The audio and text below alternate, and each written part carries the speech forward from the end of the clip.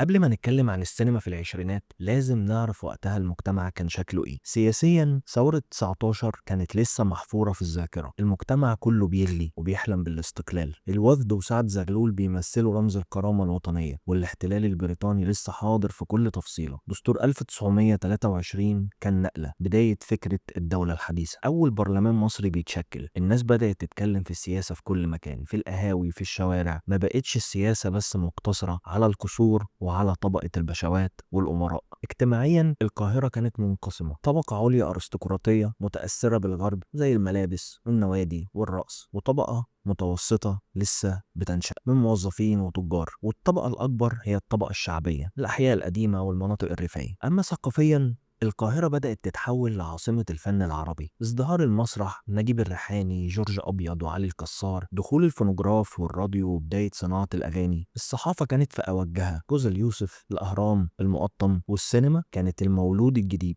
اللي محدش لسه قادر يفهمه بشكل كبير.